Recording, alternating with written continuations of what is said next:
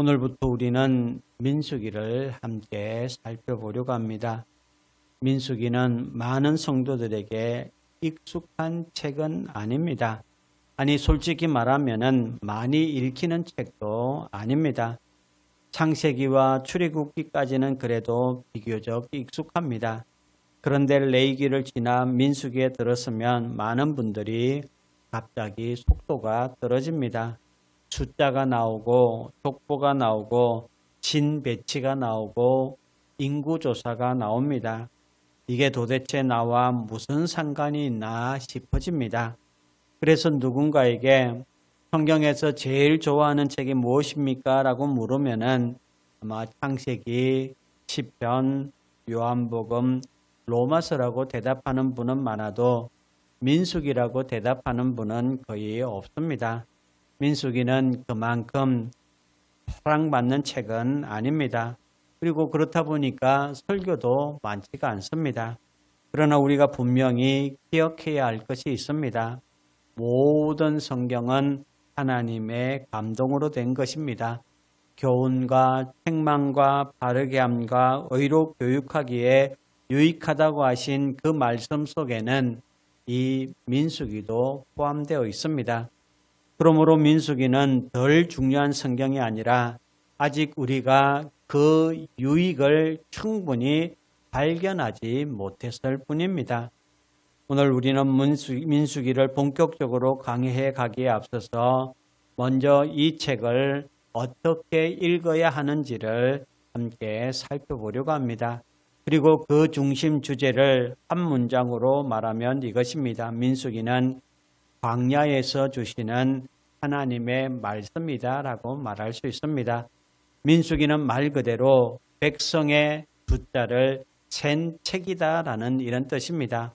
실제로 이 책에는 두 번의 인구조사가 나옵니다. 1장부터 4장까지 한 번 나오고 그리고 26장에 또 한 번 나옵니다. 그래서 민수기라는 제목이 붙은 것은 어느 정도 이유가 있습니다. 그러나 히브리어 성경에서 이 책의 본래 제목은 민수기가 아닙니다. 히브리어 성경은 책의 첫 단어나 중요한 표현을 제목으로 사용했는데 민수기에서 주목되는 표현은 1장 1절에 나오는 광야에서라는 이 단어입니다. 하나님께서 신의 광야 회막에서 모세에게 말씀하셨다라고 기록하는 바로 그 표현입니다. 이것은 단지 장소를 알려주기 위한 것이 아닙니다. 하나님께서 왜 하필 자기 백성을 광야에 두셨는가? 왜 하필 광야에서 말씀하시는가를 묻게 되는 겁니다. 여러분, 광야가 어떤 곳입니까? 광야는 길이 분명하지 않은 곳입니다. 광야는 인간이 자기 능력으로 살아남기 어려운 곳입니다. 광야는 풍성한 자원을 가진 곳이 아니라 매일매일 하나님으로부터 공급받지 않으면은 살 수 없는 그런 장소입니다. 그렇기 때문에 광야는 인간의 자만이 깨지고 인간의 계산이 무너지는 그런 자리입니다. 그러므로 광야는 단순한 지리적 공간이 아니라 하나님 앞에서 인간이 어떤 존재인지를 드러내는 영적 공간이다라고 말할 수 있습니다. 사실 이것은 이스라엘 백성들만의 이야기가 아닙니다. 우리의 인생도 그렇습니다. 우리는 인생을 다 안다라고 생각하지만은 어떻습니까? 사실 잘 모릅니다. 앞으로 무슨 일이 일어날지 모릅니다. 내가 계획한 대로 모든 것이 흘러갈 것 같지만 인생은 그렇지가 않습니다. 공부할 계획을 세울 수 있고 직업 계획도 세울 수 있고 어느 정도 인생의 설계는 할 수 있습니다. 그러나 정작 인생 전체를 놓고 보면은 우리는 아무것도 장담할 수 있는 것이 없습니다. 언제 어떤 일이 일어날지 모르고 어떤 길로 하나님이 인도하실지 모릅니다. 그래서 성경은 우리의 삶을 종종 광야에 비유합니다. 그리고 바로 그 점에서 민수기는 오늘 우리에게 매우 실제적인 책이다라고 말할 수 있습니다. 우리는 민수기를 읽으면서 옛날 이스라엘 사람들의 이야기를 보는 것이 아니라 광야 같은 인생을 살아가는 오늘 우리의 이야기라는 사실을 여러분 단 한순간도 놓치지 마시기를 바랍니다. 이제 이렇게 왜 광야인가를 생각했다면 그 다음에 이런 질문이 생깁니다. 그렇다면 민수기는 그 광야에서 우리에게 무엇을 보여주는가 하는 겁니다.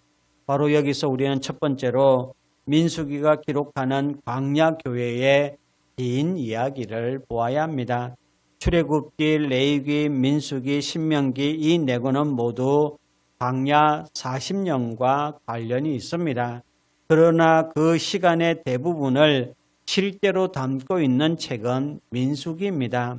출애굽기는 광야 교회의 출발과 첫 해를 다루고 있습니다. 그런가 하면은 레위기는 둘째 해 첫 달 짧은 기간 동안 하나님께서 제사와 거룩에 대해서 가르치는 그런 내용입니다. 그런가 하면은 신명기는 40년이 광야 생활 40년이 거의 끝나는 시점 마지막 2달 정도의 말씀입니다. 그러므로 광야 40년 가운데에 거의 39년 정확히 말하면은 38년 9개월 정도의 시간이 바로 이 민수기에 담겨 있습니다. 그런데 놀라운 것은 민수기가 39년의 이야기를 모두 자세하게 기록하지 않는다는 겁니다. 오히려 굉장히 압축적으로 기록하고 있습니다. 어떤 사건은 아주 길게 다루고 어떤 긴 세월은 짧게 지나갑니다. 왜 그렇습니까? 하나님께서 단순히 연대기를 우리에게 보여주시려고 하시는 것이 아니라 광야에서 반드시 배워야 하는 영적 교훈을 주시기 때문입니다.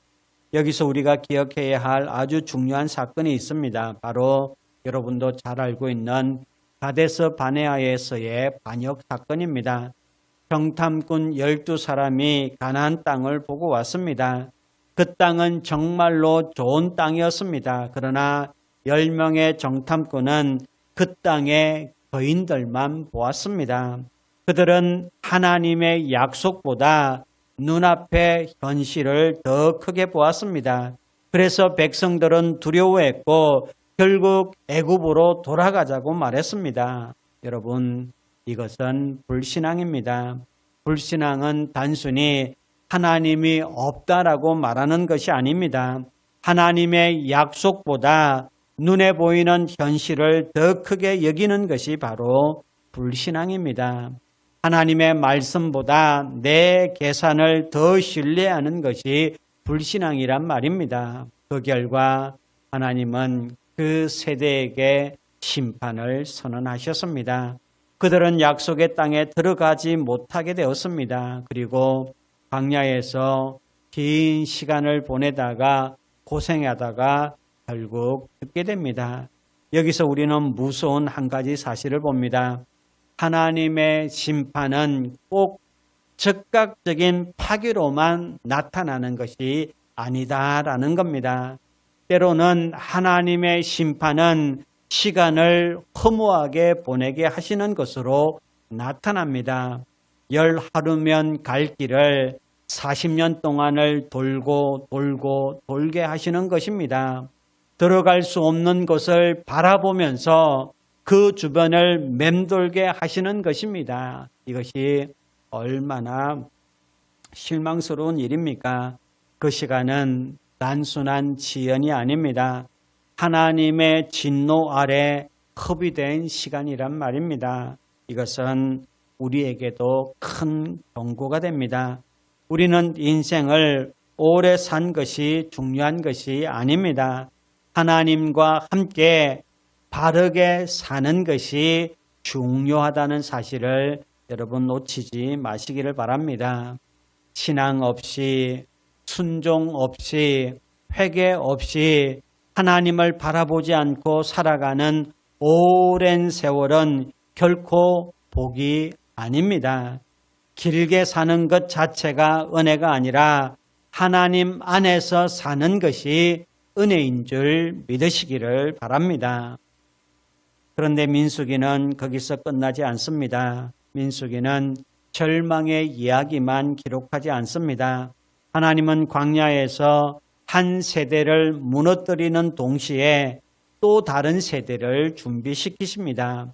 여기서부터 우리는 민수기의 구조를 좀 더 자세히 볼 필요가 있습니다. 왜냐하면 이 책은 단순한 사건 모음집이 아니라 하나님께서 아주 정교하게 구성하신 말씀의 책이기 때문입니다. 이제 그 점을 보기 위해서 두 번째 광야교회 이야기를 다루는 방식에 대해서 살펴보겠습니다. 민수기를 이해하기 위해서는 이 책이 어떤 방식으로 구성되어 있는지를 알아야 합니다. 크게 두 가지 방식이 있습니다. 하나는 지리적 구분이 있고 또 다른 하나는 세대적 구분이 그것입니다. 먼저 지리적으로 보면은 민수기의 무대는 크게 세 곳입니다. 첫 번째 무대는 시내 광야입니다. 민수기 1장 1절이 바로 여기서 시작합니다. 시내산 아래 회막이 세워진 자리입니다. 하나님께서 백성을 정돈하시고 군대를 계수하시고 진을 배열하시고 출발을 준비시키는 곳이 바로 시내 광야입니다. 둘째는 바란 광야입니다. 이스라엘 백성들이 시내산을 떠나서 본격적으로 여정을 시작하고 가데스 바네아 반역 같은 결정적인 사건이 일어나는 곳이 바로 바란 광야입니다. 광야의 실패와 시험이 가장 선명하게 드러나는 그런 무대입니다. 그때는 모압 평지입니다. 가나안 입구까지 온 겁니다. 요단강을 건너기 직전의 자리입니다. 이제 광야의 그 여정이 거의 끝나가고 새로운 세대가 약속의 땅을 바라보며 서 있는 자리입니다. 이 지리적인 흐름은 단순한 이동 경로가 아닙니다. 시내 광야는 준비하는 자리요. 바란 광야는 시험과 실패의 자리요. 모압 평지는 다시 소망과 진입 가나안 땅, 약속의 땅 진입 직전의 자리입니다. 그러니까 민수기는 장소를 따라 움직이지만은 사실은 신앙의 상태를 따라 움직이고 있는 것입니다. 그런데 이 지리적 구분보다 더 중요한 것이 있습니다. 민수기를 좀 더 깊이 이해하기 위해서는 공간보다는 사람에게 집중해야 됩니다. 어디를 지나왔는가 보다 어떤 세대가 어떤 믿음으로 반응했는가가 더 중요하더란 말입니다. 그래서 우리는 자연스럽게 두 번째 구분, 곧 세대적 구분으로 넘어가야 합니다. 민수기에는 두 세대가 등장합니다. 첫 번째 세대는 누구겠습니까? 출애굽 당시 20살 이상이었던 부모 세대입니다. 두 번째 세대는 그때 20살이 되지 않았던 자녀들 세대입니다. 대체로 부모의 손을 잡고 애굽에서 나온 세대입니다. 민수기는 이 두 세대를 대비시켜서 우리에게 분명하게 보여주는 것이 있습니다. 첫 번째 세대는 부모 세대는 홍해를 건넜습니다. 그리고 만나를 먹었고 반석에서 물을 마셨고 구름 기둥과 불 기둥을 보았습니다. 체험이 많았고 기적을 많이 경험했습니다. 그런데 어떻게 반응했습니까? 이렇게 많은 기적을 체험했음에도 불구하고 불평했고 원망했고 반역했습니다. 입만 열면은 애굽을 그리워했고 하나님이 주시는 이 현재보다 과거에 익숙한 노예 생활이 더 낫게 여겼습니다. 그런가 하면은 반대로 두 번째 세대는 이 부모 세대의 실패를 보며 자라났습니다. 광야에서 부모들이 하나씩 죽어가는 것을 보았습니다. 그들에게는 선명한 교훈이 있었던 겁니다.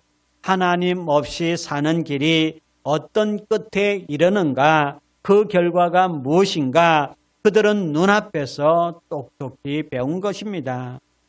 우리 시대에도 이 문제는 매우 중요합니다. 모든 교회가 세대의 문제를 안고 있습니다. 믿음을 다음 세대에게 어떻게 전할 것인가?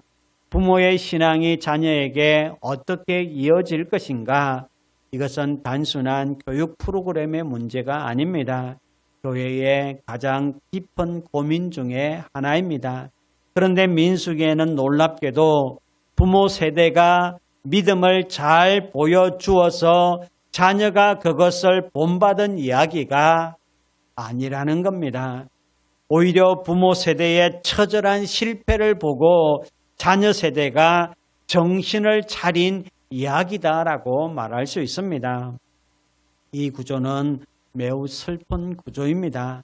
그러나 동시에 매우 현실적인 구조이기도 합니다. 이제 그 자녀 세대의 특징을 가장 선명하게 보여주는 한 장면이 나옵니다. 그것이 바로 슬로브앗의 딸들의 이야기입니다. 여러분은 이 슬로브앗의 딸들의 이야기를 읽으면서 어떤 생각을 했는지 모르겠습니다. 민수기 27장에는 슬로브앗의 딸들이 등장하는데 그들의 아버지는 광야에서 죽었습니다. 남자 후손이 없습니다. 아들이 없습니다. 딸들만 있습니다. 그런데 이 딸들이 모세 앞에 나와 말합니다. 우리 아버지의 이름이 그의 가족 중에서 없어지게 하지 마십시오. 우리에게도 기업을 주십시오라고 이야기합니다. 이 요청은 당시로서는 매우 특별한 요청이었습니다. 상속은 일반적으로 남성 중심으로 이해되던 그런 시대였습니다. 그런데 이 딸들은 자신들이 하나님의 백성으로서 약속의 땅에서 유업을 받을 권리가 있다라고 믿고 이 믿음을 가지고 모세에게 나온 겁니다. 이들은 무리하게 나온 것이 절대로 아닙니다. 믿음으로 나온 것입니다. 여기서 중요한 것은 바로 이것입니다. 그들이 이 슬로브앗의 딸들이 약속의 땅 가나안 땅에 들어갔습니까? 들어가지 않았습니까? 아직 들어가지 않았습니다. 아직 약속의 땅을 본 적도 없습니다. 그 땅이 분배가 시작된 것도 아닙니다. 그런데도 그들은 말합니다. 그 땅이 우리에게도 주어질 것입니다. 바로 이것이 믿음입니다. 믿음은 눈에 보이는 것을 붙잡는 것이 아니라 하나님이 약속하신 것을 붙잡는 것이라는 사실을 여러분 단 한순간도 놓치지 마시기를 바랍니다. 믿음은 현재 내 손에 있는 것을 기준으로 사는 것이 아니라 하나님이 장래에 베푸실 은혜를 기준으로 살아가는 것입니다. 슬로브앗의 딸들은 단지 땅에 욕심을 낸 것이 아닙니다. 그들은 하나님의 백성으로서 하나님의 유업에 참여하기를 원했던 것입니다. 그러므로 이것은 단순한 제사권 문제가 아니라 언약 백성의 정체성과 소망의 문제라고 말할 수 있습니다. 그리고 하나님은 그들의 요청을 옳다고 인정해 주셨습니다. 이것은 매우 중요합니다. 하나님은 그녀들의 믿음을 기쁘게 받으셨던 것입니다. 더 놀라운 것은 민수기 36장 마지막에도 이 슬로브앗의 딸들 이야기가 다시 나온다는 겁니다. 그 딸들이 다른 지파로 시집가면 기업이 다른 지파로 넘어갈 수 있기 때문에 같은 지파 안에서 결혼하도록 하는 규례가 주어집니다. 우리가 얼핏 보면은 왜 책이 이런 이야기로 끝나는가 싶을 수도 있습니다. 너무 평범하게 끝나는 것처럼 보입니다. 그러나 여러분 이것은 결코 우연이 아닙니다. 성경은 의도적으로 두 번째 세대의 이야기를 슬로브앗의 딸들로 시작하고 슬로브앗의 딸들로 마무리하는 효과를 내고 있습니다. 왜 그렇습니까? 두 번째 세대의 특징을 보여주기 위함입니다. 첫 번째 세대, 부모 세대는 정탐꾼들의 보고를 듣고 두려움으로 반응했습니다. 눈에 보이는 현실 때문에 하나님께서 약속하신 그 약속을 버렸습니다. 그러나 둘째 세대는 아직 보지도 못한 땅을 향해서 믿음으로 말하는 겁니다. 하나님이 주실 것이다. 이것이 얼마나 큰 차이입니까? 히브리서 11장 1절은 믿음을 이렇게 정의합니다. 믿음은 바라는 것들의 실상이요 보이지 않는 것들의 증거니라고 말씀합니다. 바로 슬로보아스의 딸들이 바로 그 믿음을 보여주고 있는 겁니다. 아직 눈에 보이지 않지만 이미 자기 것으로 여겼던 것입니다.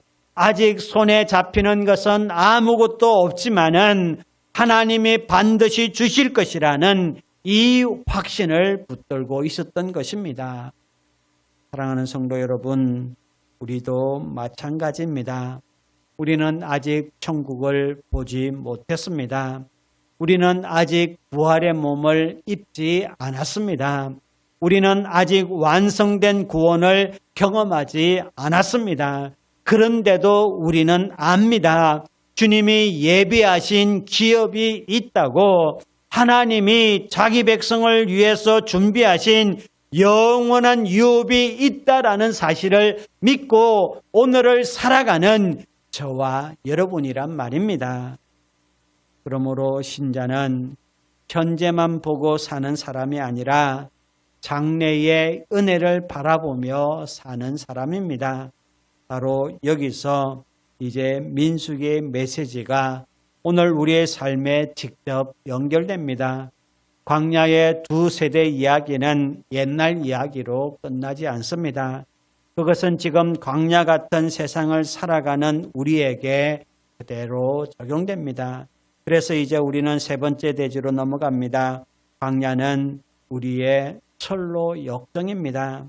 성도 여러분, 민수기는 광야 교회의 이야기입니다. 그런데 동시에 이것은 오늘날 우리 교회의 이야기이기도 합니다. 왜냐하면 우리도 광야를 걷고 있기 때문입니다.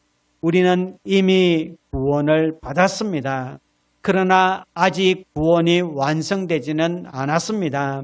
우리는 이미 출애굽했습니다. 그러나 아직 가나안에 완전히 들어간 것은 아닙니다.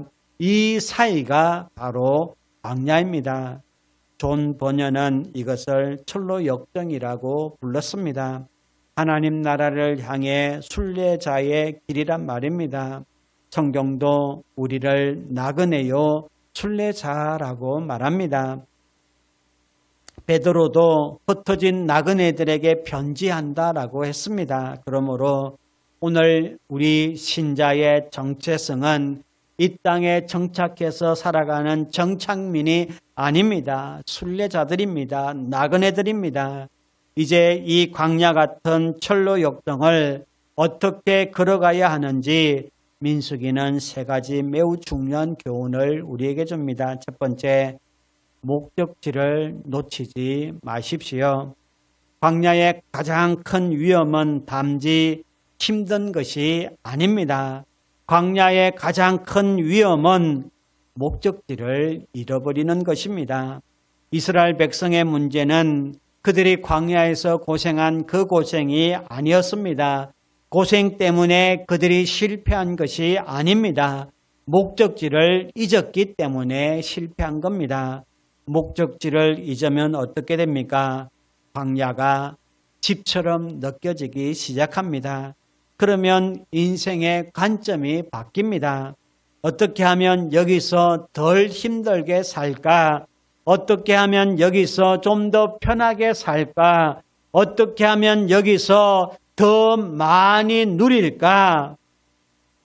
물론 우리는 누구나 힘든 것보다 편한 것을 원합니다. 그러나 신앙의 초점은 여기에 있지 않습니다. 하나님은 우리를 광야에 두신 이유가 단지 고생시키려는 것이 아니라 영원한 목적지, 즉 하나님 나라의 합당한 사람으로 준비시키기 위한 과정이란 말입니다. 그러므로 신자는 늘 목적지를 기억해야 합니다. 우리는 여기 이 땅에 영원히 머무를 사람이 아닙니다. 이 땅은 최종 목적지가 아닙니다. 우리의 시민권은 어디에 있습니까? 하늘에 있습니다.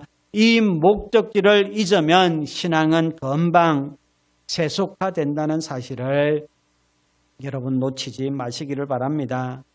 예배는 드리지만 중심은 이 땅에 묶인단 말입니다. 기도는 하지만은 소원은 전부 이 세상 안에서 끝나버립니다. 천국은 안다고 말하지만 실제로는 이 땅이 전부인 것처럼 살아가고 있단 말입니다. 그래서 우리는 계속 스스로에게 물어야 합니다. 나는 지금 어디를 향해 가고 있는가? 나는 지금 무엇을 위해 살고 있는가?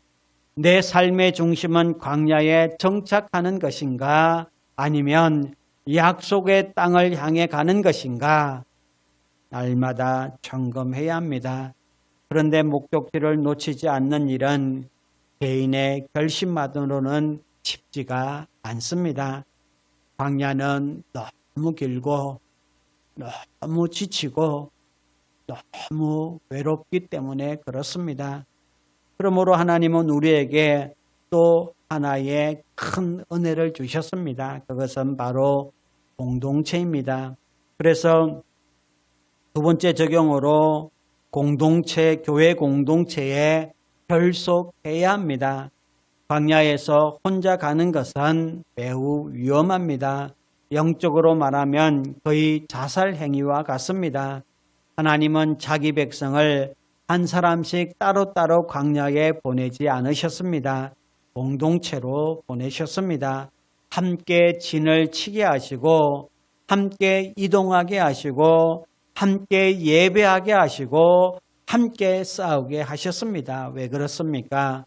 혼자서는 이 길을 갈 수 없기 때문에 그렇습니다. 오늘 우리도 마찬가지입니다. 세상 속에서 혼자 믿음을 지키는 것은 매우 어렵습니다.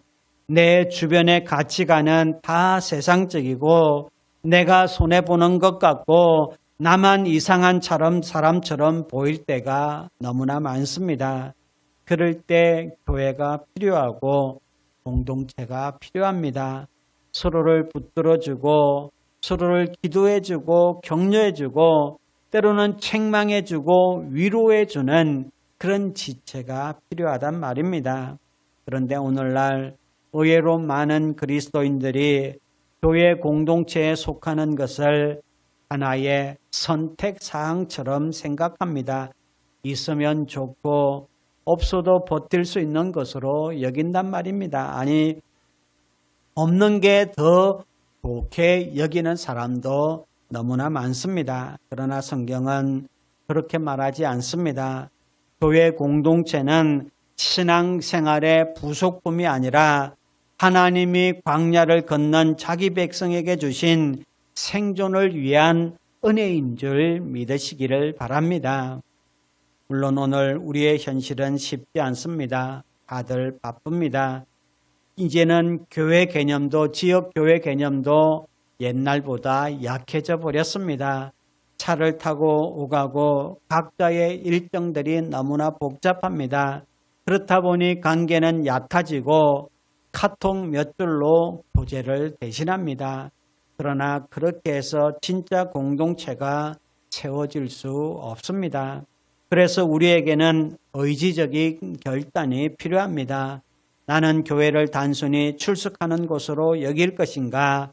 아니면 함께 광야를 건넌 몸으로 여길 것인가? 나는 공동체 속에 나를 연결할 것인가? 아니면 계속해서 가장자리에서 홀로 신앙생활 할 것인가? 이것을 결정해야 됩니다. 물론 우리 성도들은 가정교회에 소속해서 관계를 맺고 있습니다. 사랑하는 성도 여러분, 광야에서 교회 공동체에 결속되지 않은 채 홀로 가는 사람은 매우 위험한 상태에 있습니다. 하나님은 우리를 혼자 두지 않으셨습니다. 그리스도께서 피로 사신 교회를 우리에게 주셨습니다. 그러나 공동체가 있다고 해서 자동으로 광야를 잘 걷는 것은 아닙니다. 공동체 자체가 목적이 아니란 말입니다. 공동체도 결국 누구를 바라보는가에 따라 살기도 하고 무너지기도 한다는 사실을 여러분 놓치지 마시기를 바랍니다. 그래서 마지막 적용은 가장 근본적인 자리로 우리를 데려갑니다. 하나님만 바라보아야 합니다. 광야의 핵심 특징은 예측할 수 없다는 겁니다. 오늘 먹을 것이 충분한가? 내일 마실 물이 있는가? 어디로 가야 하는가? 언제 멈추고 언제 출발해야 하는가? 이스라엘 백성들은 이것을 스스로 결정할 수 없었습니다. 그들은 날마다 하나님을 바라보아야만 했었습니다. 구름 기둥이 움직이면 따라가고 멈추면 멈췄습니다. 만나는 매일 내려왔고 하루치만 거둘 수 있었습니다. 이 모든 것이 무엇을 가르치는 겁니까? 하나님만 의지하라는 겁니다. 우리는 이런 삶을 불편하게 여깁니다. 왜냐하면 인간은 자기가 스스로를 통제하기를 원하기 때문에 그렇습니다. 스스로 계산하고 스스로 예측하고 무엇인가를 확보하고 싶고 보장받고 싶어 한단 말입니다. 그런데 하나님은 광야에서 자기 백성에게 다른 삶을 가르치셨습니다. 보이는 것이 아니라 하나님을 신뢰하는 삶, 내 계산이 아니라 하나님의 말씀을 따라가는 삶, 내가 가진 것이 아니라 하나님의 공급하심을 의지하는 삶이란 말입니다. 오늘 우리에게 불기둥과 구름기둥은 어떻게 주어집니까? 바로 하나님의 말씀과 성령으로 주어집니다. 우리는 말씀 안에서 길을 분별하고 기도 가운데에서 성령의 인도하심을 구하며 살아갑니다. 그러므로 하나님을 바라본다는 것은 막연한 감정이 아닙니다. 말씀을 따라 사는 것입니다. 기도 없이 살지 않는 것입니다. 내 경험과 세상 방식만 믿지 않는 것입니다. 손해를 보더라도 순종의 길을 택하는 것입니다. 우리는 매일 두 갈래 길 앞에 서 있습니다. 하나는 눈앞에 유리한 길이고 다른 하나는 하나님 앞에 옳은 길입니다. 광야를 믿음으로 걷는 사람은 후자를 선택하는 사람입니다. 그런데 문제가 무엇입니까? 과연 누가 그렇게 살 수 있느냐 말입니다. 누가 완전히 순종하고 누가 흔들림 없이 하나님만 바라보며 누가 광야에서 실패하지 않고 살아갈 수 있느냐 말입니다. 정직하게 말하면 우리 안에는, 내 안에는 그런 능력이 없습니다. 민수기를 읽다 보면 우리는 이스라엘 백성들을 비난하다가 얼마나 많이 비난합니까? 어떻게 이럴 수 있냐고 비난하셨을 것입니다. 그러나 그 모습이 바로 내 모습이라는 사실입니다. 그들의 불평이 내 불평이고 그들의 두려움이 내 두려움이고 그들의 불신앙이 내 불신앙이라는 사실을 똑똑히 보게 된단 말입니다. 그래서 마지막 결론은 교훈에서 끝나지 않고 반드시 복음으로만 가야 합니다. 사랑하는 성도 여러분, 광야를 다루는 성경의 이야기는 민수기에서 끝나지 않습니다. 하나님의 아들이신 예수 그리스도께서 이 땅에 오셔서 친히 광야로 가셨습니다. 마태복음 4장은 예수님께서 성령에 이끌려 광야로 가셨다라고 말씀합니다. 왜 광야로 가신 것입니까? 시험을 받으러 가셨습니다. 그 광야는 단지 준비 공생의 사역을 준비하는 훈련의 자리가 아니었습니다. 하나님의 아들이 사람의 대표로 서셔서 시험을 받으시는 그런 자리였습니다. 이스라엘은 광야에서 실패했습니다. 아담도 에덴에서 실패했습니다.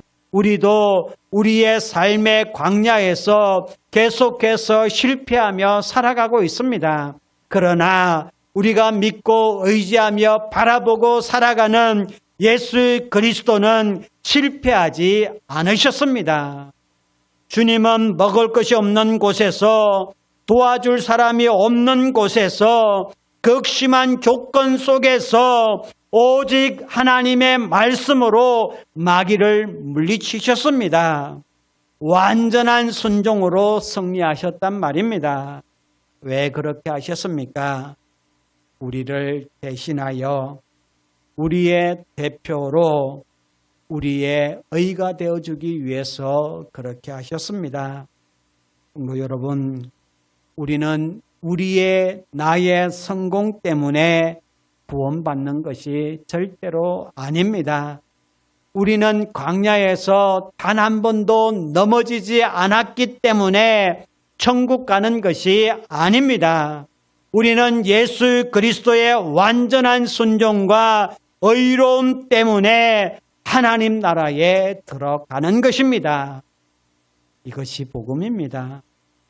그러므로 민수기를 읽을 때에 우리는 단지 저렇게 살지 말아야지 여기서 끝나면 절대로 안 됩니다. 물론 주는 이런 교훈이 있습니다. 그러나 거기서 끝나면은 결국 율법만 남습니다. 민수기는 궁극적으로 우리를 어디로 데려가느냐 하면은 광야에서 실패한 백성을 대신하여 광야에서 승리하는 예수 그리스도에게로 데려간다는 사실을 놓치지 마십시오. 그래서 우리는 광야를 걸으면서도 소망이 있습니다. 왜입니까? 내가 완벽해서가 아닙니다. 내 믿음이 늘 강해서가 절대로 아닙니다. 내가 믿는 그분, 내가 사랑하는 그분, 그 주님이 나의 대제사장이시고 그 주님이 나의 의가 되시고 그 주님이 나의 길이 되시기 때문입니다. 사랑하는 성도 여러분, 그러므로 이 광야길에서 목적지를 놓치지 마십시오. 교회 공동체에 결속하십시오.